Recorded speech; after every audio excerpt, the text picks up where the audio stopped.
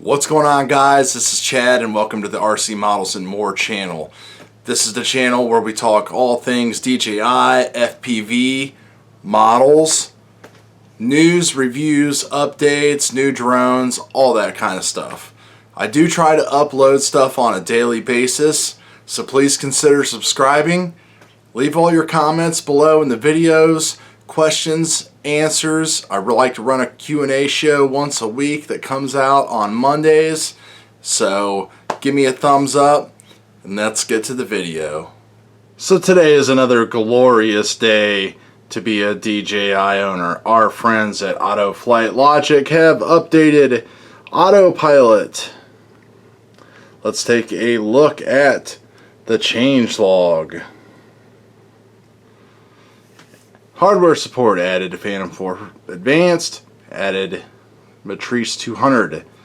Settings added altitude, distance tolerance, movement parameters, stuff for Phantom mode, data backup, air map traffic and telemetry integration for air map.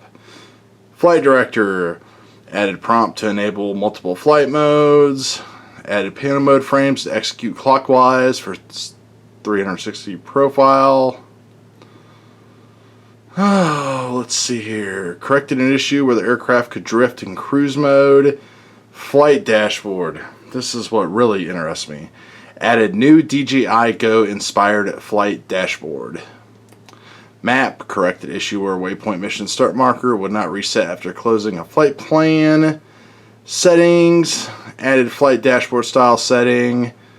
Remove dynamic focus enabled if available, camera setting, and miscellaneous stuff, blah blah blah blah blah. So let's take a look at the app. So this is one of your main screens here with Autopilot. Now if you're not familiar with Autopilot, it's not Litchi and it's not DJI Go 4. Those two are kind of like everyday flying replacement programs with fun modes and all that kind of stuff built into it. Autopilot has an enormous amount of settings and features built into it. It's really meant to use, I would say, almost at a professional type level. If you had multiple days to shoot, you can do all kinds of really cool stuff though. You know, you can do your normal stuff like follows and orbits, zip lines, panos, and then of course waypoints and everything. And the cool thing about their waypoints is they work off of like a dual focus trigger system. So you can set up, say, 2 waypoints, and you can set up multiple things that you want it to focus at. Say you want to set up 3 things that you want it to focus at when it flies from waypoint 1 to waypoint 2.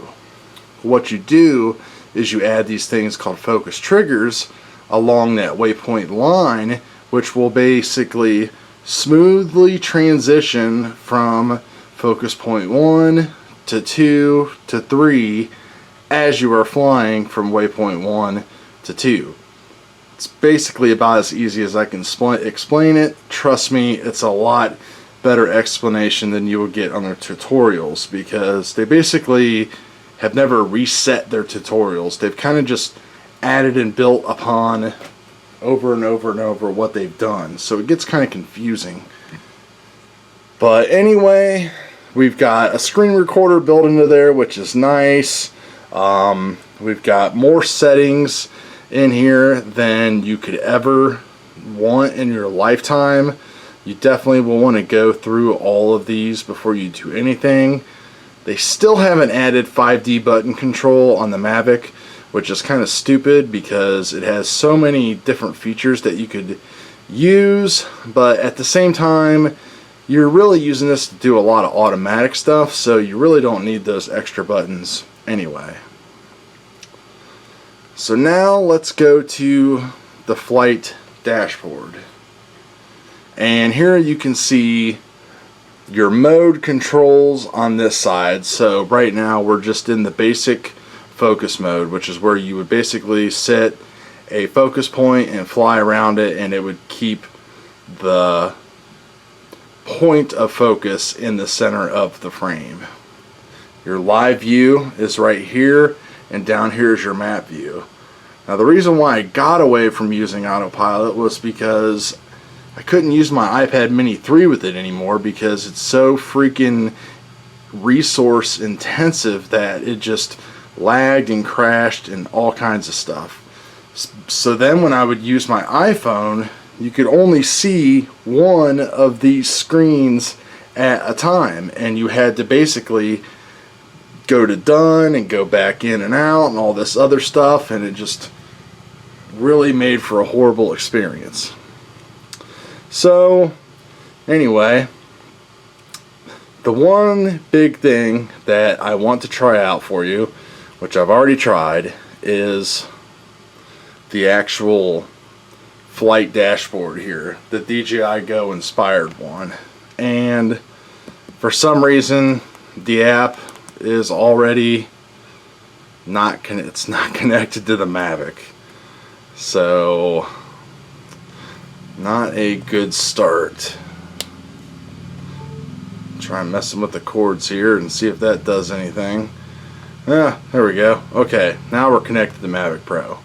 Alright, let's go to the flight dashboard. Alright, as you can see, pretty basic interface there. You've got your camera controls that you can bring up here and all that stuff. You've got all your telemetry data here. So you can click down here and you can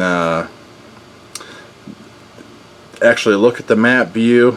The thing is though is that you can't resize any of these windows still, and that's really annoying. Like I would still like to be able to like swipe or something and get rid of one of these or something like that and gain more real estate. So anyway, they keep on making changes, but some of them really aren't the best. But anyway, this generic thing works, but I really want to see what this DJI beta dashboard looks like. So there we go. It looks almost like DJI's app. Getting my usual compass air and all that stuff. Now here is where things really go to left field. Let's go into the camera settings. Let's go into the camera settings. Crash. Well,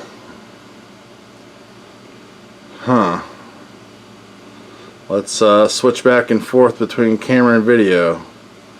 Okay, that works. Let's go into the menu. Alright, that's working. So all that stuff is there. The normal DJI type of stuff.